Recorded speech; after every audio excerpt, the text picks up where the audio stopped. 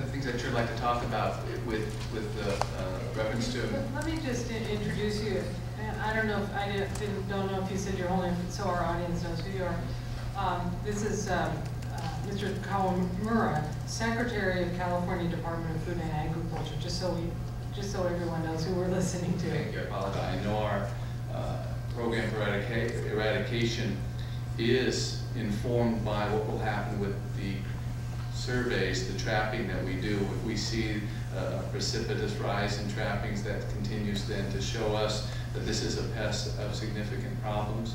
I think we addressed that in the earlier presentation, but we certainly could spend a lot more time addressing some of the concerns. We have a toxicologist here, and I think maybe that might be the most important thing that we can do. I heard enough of that. I wrote down all the different comments. They do follow a similar theme. I think I'd like to ask Dr. Anna Pham from the Office of Environmental Health Hazard Assessment to maybe address some of the comments made about inhalation, about some of the other endocrine disruptors, the continual statements that come about what this product is compared to what we feel it is not. So if you'd like to do that, we could do that. Yeah, sure. I think that would be good. Yeah. Council Member Matarazzi. Perhaps a toxicologist could address a specific question. If this product was being sprayed on a field, would farm workers be allowed to be in the field while they're spraying? Actually, I can answer that, and the doctor can too. This product, as a pheromone, does not have a residue level for food application. So if it were to be sprayed on a field, you could harvest it the minute the spray was over. But that's not the question I asked. The question I asked is if this were sprayed on an open field, would farm workers be allowed to be in the field while you're spraying? No. Okay, then I think the important point that we continue to make is this is not an insecticide. It is not a classic pesticide in any sense of the word. It is not a tool to kill something. It's a tool that we... Going back to my original question, yes. If there's a field that you want to spray with this to eradicate moth, which is what you're doing over the city of Alameda, yes. You're proposing over the city of Alameda, yes. Then if it was put out there in Salinas over an orchard, you wouldn't allow farm workers in the field while it's being sprayed, correct? The label would ask you not to do that. Is no, that it doesn't ask. It's not discretionary. That's a requirement. If yes, farm workers, if they run it over farm workers, the farm workers can file a grievance and people can be fined. Yes, because technically it becomes a pesticide. Okay, but that's right. I've got my answer. Thank you. And here's let Dr. Pham. Yeah, Council Member Gilmore. I just want to follow up on that. Technically or not, I just want to follow up on that last point. Technically or not, whether or not it's a pesticide, you're still required to protect people.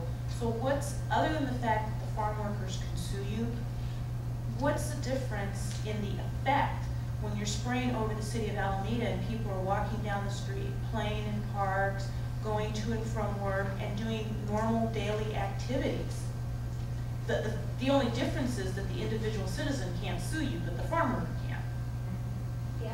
I mean, what's the difference in effect and safety? The effect and safety becomes driven by the science behind it, behind the different organizations that are the watchdogs for ridding the public of a pest that will, if established, would cause an increase in the use of other kind of chemicals to get rid of it. This is as difficult a decision as whether or not you deal with whether it's silverfish, whether it's a termite, whether it's the things that come into your household in the environment. So I just have a couple questions. One of the speakers mentioned the issue of eradication itself. Is eradication really possible? We believe it absolutely is, and we're informed by the expert panels that have used these tools, as Dr. Dow said. I think.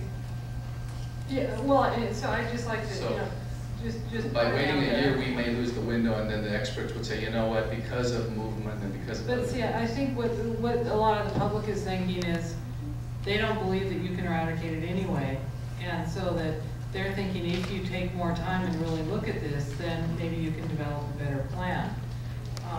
We've taken a tremendous amount. The idea is eradication of pests is not something we take lightly. We have a lot of, unfortunately, a tremendous amount of experience of dealing with a lot of different invasive species, as does the rest of the country, as does USDA, as does the rest of the world, because this is not specific to California. It's a world problem that we're dealing with. We believe, and I truly believe in talking to all the experts, that there would be a much heavier load of pesticides in the environment as a result of this pest establishing itself here in the Bay Area. Right, and that may be, I don't know, but I still think that the process that's being used could be a lot better. And people really need to have meaningful input. Like somebody said, you know, we can do resolutions, but a state of emergency has been declared, and it seems like the plans are, you know, just moving forward, and resolutions from the cities around here aren't going to have a lot of effect. But really that shouldn't be what people feel. People really should feel that their concerns are being addressed and all the information, and that this is only being, you know, that this isn't going to be done unless it's absolutely necessary. And I don't even think that the state has made the case for that. That this is